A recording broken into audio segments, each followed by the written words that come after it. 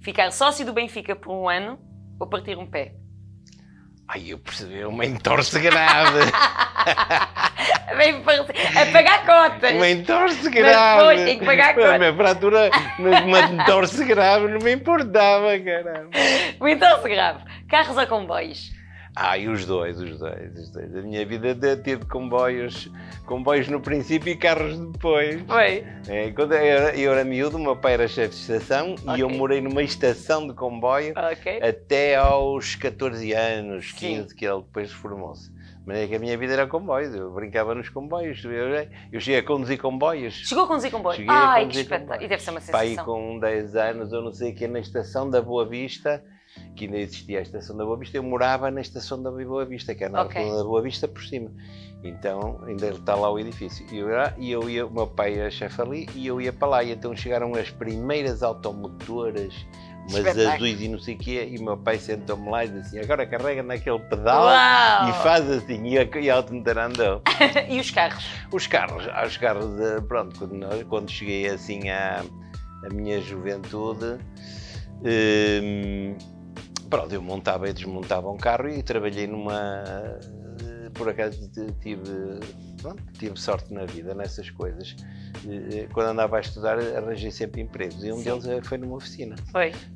E eu trabalhei na oficina e tal, era apontador, não sei o quê, mas depois mecânica eu desmontava o meu carro e montava um Fiat 500.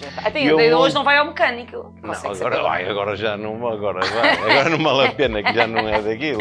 Eu pegava no carro assim e pensava, porque o motor ficava no chão e eu empurrava o carro para a frente, isso já não se vê. Última pergunta. Diga-me, por favor, como é que se cozinha um frango sem osso com técnicas cirúrgicas? Isso é coisa. Isto não é para qualquer pessoa. Cirúrgica. Eu sei que consegue o frango ficar ali perfeitinho, sem ossos, mas ninguém sabe que não. Sim. Mas isso é técnica. Então. É técnica, é técnica, trabalho de mãos, de cirurgião e tal, pega numa faquinha pequenina e que toca a tirar os ossos e consigo tirar os ossos todos do frango. Mas isso, olha, eu não sou a única, há gente que faz eu não conheço mais ninguém. E mais difícil foi porque uma vez fui a um restaurante e serviram-me coelho sem osso. Eu disse, eu agora vou ter que experimentar. E cheguei a casa, comprei um coelho no coisa e desmontei os ossos. Desmontou o coelho. E fiz um coelho sem ossos.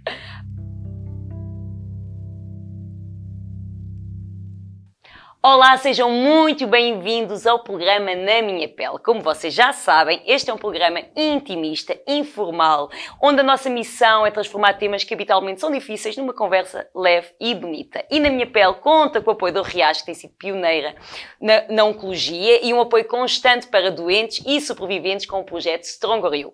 Ao longo dos programas, tivemos connosco figuras públicas que sobreviveram ao cancro ou foram cuidadores e hoje trazemos também o lado científico para esta partilha e queremos ouvir histórias de quem durante tantos anos dedicou a sua vida a ajudar os doentes oncológicos, mas claro numa vertente humana e pessoal. Dr. Laranja Pontes é o meu convidado de hoje, com um currículo impressionante e uma vida inteira entregue à oncologia. Muito obrigada, é uma grande honra tê-lo aqui. E para mim é que é um prazer enorme estar aqui. Que bom. Disse uma vez numa entrevista, e foi comigo na Praça da Alegria, que nem toda a gente tem capacidade de entender o humor e que temos de respeitar isso.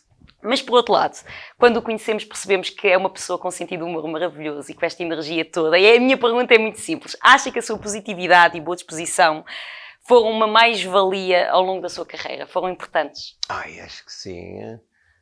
Nós termos uma perspectiva positiva da situação, não é da vida, da situação, isso leva a que nós consigamos chegar ao nosso objetivo, não parar porque nós achamos que conseguimos, e acho que isso que é muito importante. Sim. E na oncologia sente que, apesar de ser um tema tão difícil e tão frágil, que depois é preciso esta positividade, esta empatia. Sim, porque muitas vezes as pessoas põem as expectativas muito altas e sabe que isso há uma fórmula matemática para a satisfação. A satisfação é igual às expectativas menos a realidade. Quer dizer, se a gente põe as expectativas muito altas, é uma chatice. Por isso, o que é que nós temos de fazer? É dizer, isto chega, a gente vai conseguir, vamos lá chegar. e vamos tirando as pedras do caminho. E essa empatia, sabe que eu fui doente oncológica e a empatia para mim foi fundamental para o meu processo. Bastava o meu enfermeiro dar-me um sorriso ou fazer uma piada e eu não dava nem um ui. Acho que esta característica, esta empatia que o profissional de saúde tem que ter é uma coisa que se aprende ou que efetivamente já tem de nascer com a pessoa. Muito dela é nascer com a pessoa. E nascer com a pessoa não, e as pessoas têm vão nascendo na sua profissão. Exatamente, vão-se fazendo. Vão-se fazendo. Quer dizer, quando os jovens enfermeiros chegam lá, muitas vezes vêm só com a parte técnica e essencialmente, e depois começam a entrar na humanização. Porque começar a ver que aquilo que doenças não são páginas de livros, são pessoas, e todas são diferentes.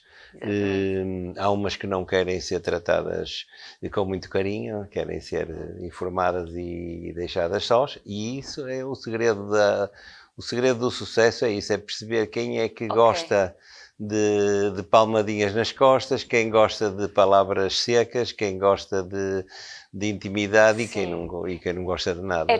No fundo é tirar essa fotocópia e conseguir fazer a análise da pessoa e perceber, ok, quero saber todas as informações. Às vezes, é verdade que às vezes é preferível esconder a informação ao doente ou deve-se sempre dizer a verdade? Também depende. Olha, que é uma coisa engraçada, às vezes eu a fazer consulta assim com doentes já muito avançados e às vezes, ou tanto com o marido como com a mulher, que às vezes eu vinha o marido, eu vinha a mulher e eu percebia perfeitamente que mandava sair o doente, que era o marido da mulher, e ficava com outra pessoa e eu dizia à outra pessoa aquilo que tinha de ser dito. Ok. Consegue... Que era perfeitamente aquilo que eles queriam, porque depois eles iam digerir o assunto. Ok. E isso, por acaso, é uma coisa engraçada que a gente com o tempo vai percebendo isso. E era mais... Com quem é que era mais difícil partilhar essa verdade? Com as mulheres ou com os homens? É diferente, não é? Porque... É diferente, mas é mais fácil partilhar com as mulheres. Era mais fácil. Elas eram mais abertas às... Sim, os homens são mais donos da verdade e tal, e muitas vezes não estão ali assim mais desconfiados. As mulheres mais facilmente se envolvem na conversa e é mais fácil com as mulheres. Será? E é por elas serem mais sentimentais ou acha que não? Ou se calhar não? Nós podemos correr e saltar, mas os homens e as mulheres são diferentes. É verdade. E o ter sido designado pela natureza para ter filhos tem de ter impacto no futuro e muitas outras coisas. E ter trabalhado tanto também com a questão do cancro de mama, lidou com mulheres ao longo de toda a sua carreira e deve ter... O que é que aprendeu mais com estas mulheres com quem trabalhou? Olha, muito sinceramente, é assim, muitas coisas me surpreenderam durante a minha carreira, mas muitas coisas me surpreenderam e algumas, por exemplo, em doentes do cancro da mama, doentes que querem fazer tudo e outros que não querem fazer nada. E a gente perceber o que é que os doentes querem. Exatamente. E não impor a nossa vontade. Há doentes que não querem reconstrução mamária. Exatamente. Não querem. E que é mais doloroso reconstruir do que não querem e estão bem assim. Então, há doentes que não querem fazer, por exemplo, quimioterapias. Há doentes assim. Sim. E não é por nem falta de informação, nem por negação. Não. É um conjunto de valências que não vale a pena discutir. Mas há muita gente que, durante a minha vida profissional, encontrei pessoas muito elucidadas que tomavam decisões que para nós podiam ser anacrónicas, mas que o que é que nós temos de fazer é aceitar.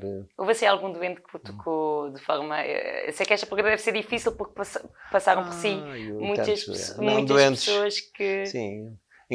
Olha, uma dessas de cancro da mama, perfeitamente, ainda há poucos anos, sei lá, ela foi minha doente para aí há 20 anos, ou 20 e tal, e de repente a situação agravou-se, eu disse, olha, você vai ter que provavelmente ir fazer quimioterapia, ela disse, não, eu agora vou criar as minhas filhas. E sei lá, para aí há 1 ano ou 2 eu via, e encontrei-a. Isso é um sentimento muito especial. E foi giro, porque ela não fez e sobreviveu. Foi a escolha dela, mas isso do doente no centro e de respeitar a vontade do doente é muito importante, porque eu quando tive cancro, apesar de... Era uma miúda, tinha 13 anos e naturalmente os meus pais é que eram responsáveis por mim. Eu tomei uma decisão e fiquei muito feliz das pessoas terem respeitado, inclusive a minha médica e tal. Eu não quis o catéter, porque eu achava que eu preferia ser picada diariamente do que ter um catéter, porque achava que, como era meio destramelhada e que haveria de fazer ali alguma coisa e não conseguia desinfetar bem aquilo, e escolhi. E fui ali com a minha autoridade de 13 anos, perguntar quem é que manda nisto? E disse, eu não quero o catéter, por favor, eu prefiro ser picada. E foi muito importante a minha médica, toda a gente ter respeitado a minha vontade e de me terem explicado o que é que acontecia eu não ter o catéter, que escolha que eu estava a fazer, e eu preferi isto e foi muito importante para mim, porque no resto eu fiz tudo o que mandaram, mas foi muito importante para mim sentir, ok, é o meu corpo e eu prefiro assim, e isto dá-nos também uma troca. A minha médica disse-me uma coisa que também mudou aqui a minha forma de ver o meu processo, que foi 50% fazemos nós, 50% fazes tu.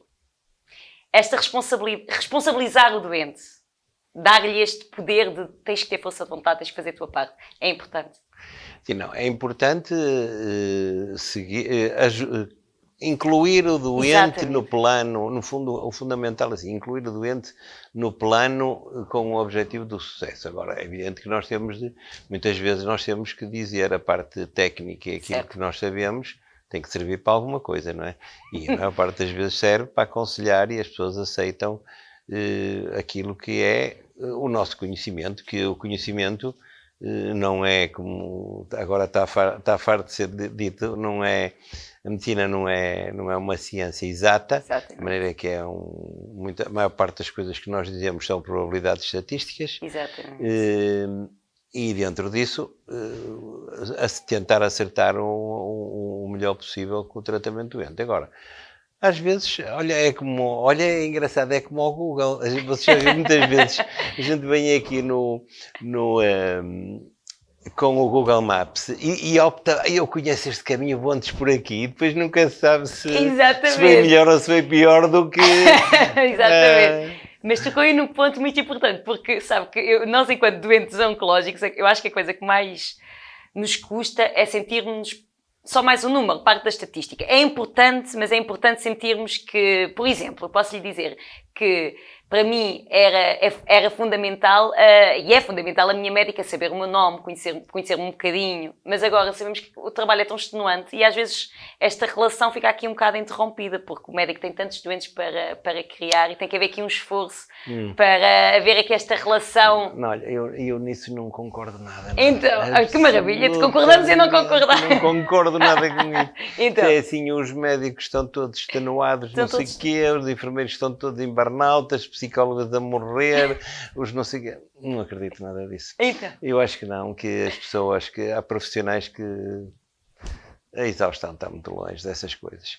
Okay. E essa forma de... se a pessoa se interessa, se está interessada na humanização, se está interessada nos doentes, está interessada não sei o quê, e você encontra montes de médicos que sabem o nome dos doentes e que é maravilhoso. E que conhecem o nome, e que conhecem muitas situações de vida e conhecem muita coisa, e isso não... E faz toda a diferença. Com certeza. Então não faz, porque eu posso lhe dizer que quando a minha médica se reformou, foi uma tristeza profunda para mim, porque eu era seguida por ela desde os 13 anos, tenho 31, ainda lá ando, e despedi da minha médica, fui despedir-me, até fiquei chateada. Agora quero se reformar, quero ir descansar, e o que é que me acontece a mim? Porque criamos aqui uma ligação, eu depositava, agora também estou muito bem entregue com a minha outra médica, mas percebe, foi ali uma ligação. Não é isso, quer dizer, um profissional de oncologia realmente acometido na sua missão, isso faz parte das suas funções. Exatamente. Perceber o que é emoção, o que é ciência, Exatamente. o que é necessidade, o que é encarniçamento, o que é, sei lá, tantas de todo coisas. O trabalho e de tudo isso.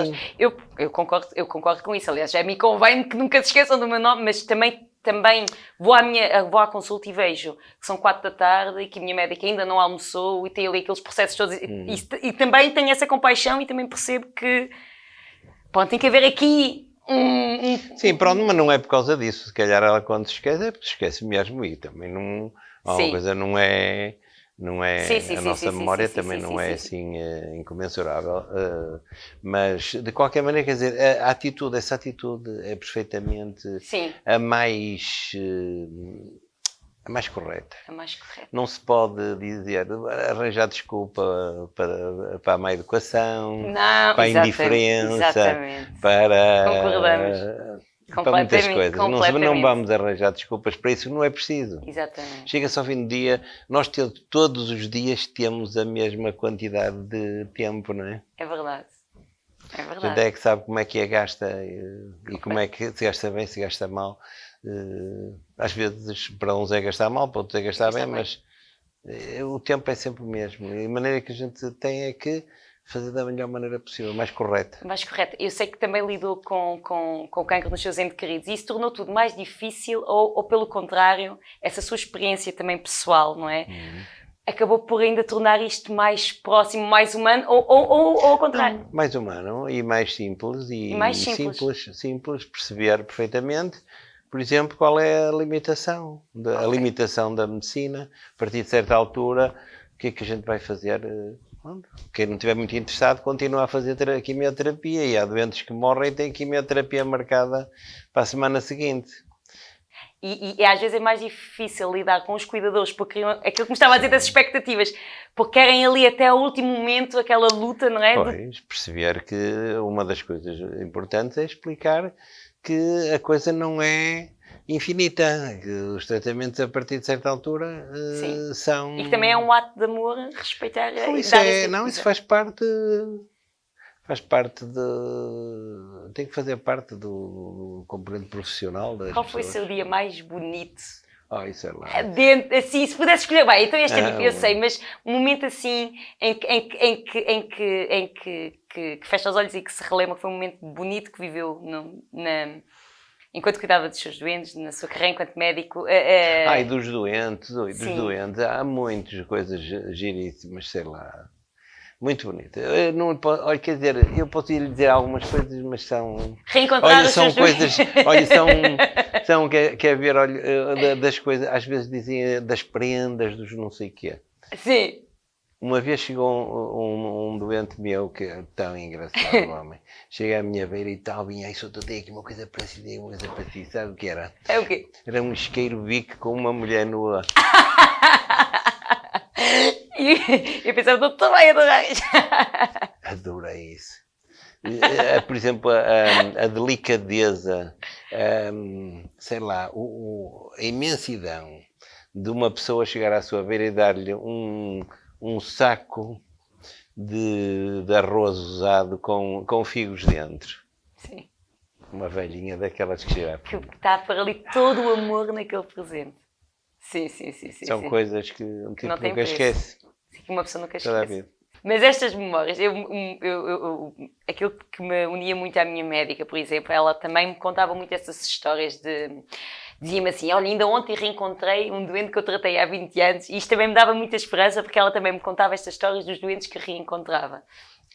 E é muito emocionante para nós também quando os médicos não se esquecem de nós. Eu estive numa palestra recentemente em que falei da minha médica. Alguém que estava na palestra conhecia a minha médica, ligou-lhe e disse, olha quem aqui está, a sua paciente Marina, lembra-se dela? Então não lembro. E isso cria-se uma relação para a vida toda, porque nós vamos ter aqui uma dívida de gratidão. As pessoas ficam melhores depois do cancro. A maior parte das pessoas acha que, de facto, aprendem alguma coisa e conseguem tirar daqui. Na sua experiência, ao longo da sua vida, já conheceu tanta gente. A maior parte das pessoas... Sim. Vale uma coisa, isso é assim, o ter um cancro é uma experiência. Sim. Uma experiência ameaçadora da vida. As pessoas... Eu nunca tive um cancro. Por isso, nem sei bem o que é isso. Só falo do que os outros tiveram. O que é sentir-se ameaçado na sua vida é uma coisa muito, muito difícil. É a mesma coisa. Eu não, quando às vezes morre um filho, ou não sei o que, a gente diz, eu sei o que é isso. Não sabe nada, a gente não sabe. Só sabe. É a mesma coisa que ter um cancro não é... Um médico não sabe o que é ter um cancro. Não sabe. Só os doentes é que sabem. E assim como, por exemplo, a gente às vezes tem experiências na vida, não é? Experiências sociais, de de ameaça, de morte iminente, de não sei o quê, disto, aquilo que nos marcam. Exatamente. Marcam-nos para a vida toda. Para a vida. Por isso, ter um cancro é uma coisa, é uma ameaça que cada um deve sentir de uma maneira diferente, certo. mas que cada um sente e isso tem que ter impacto. Certo. Tem que ter impacto nos capítulos seguintes. Completamente. Eu acho que é o que disse, é uma experiência e depois nós fazemos com ela aquilo que nós... Sim, as pessoas são diferentes, mas muitos são desafios, outros são derrotas, outros são impotência, outros são ultrapassar, não sei o quê. Pronto, são coisas diferentes e a gente vê doentes eufóricos, doentes deprimidos, doentes fortes, fracos, tudo. Pronto, mas o cancro é uma situação, a gente não vai pensar na doença, é uma situação de ameaça de vida que uma pessoa, que cada doente sente, de maneira diferente, que depois vai ter impacto no resto da vida. Sim. Tem que ter. E a maior parte das pessoas certamente depois até dão mais valor. Esperamos sempre que sim. No meu caso foi o que aconteceu, dá mais valor à vida porque penso, bem, já me safei disto uma vez e é uma oportunidade, é no fundo uma segunda oportunidade. Pois. Não, pronto, é isso, quer dizer, eu não posso falar sobre isso porque eu não tive um cancro. Não posso falar sobre isso. Agora que me apercebo que realmente isto tem que ser passando para outras situações da nossa vida social, daquilo que nos acontece, é uma situação com tipo assim, isto é assim, é uma ameaça, como é que se vai sair disto? Cada um sabe da maneira que... E o que é que os doentes lhe ensinaram acima de tudo? Não, os doentes ensinavam, muitos deles, olha, era a resistência. A resistência. E mostram ali uma fibra que às vezes nem sabiam que tinham. Sim, pronto. Sim. Muito obrigada. Foi tão bom conversar consigo e tão fácil. E obrigada. Muito obrigada e até à próxima.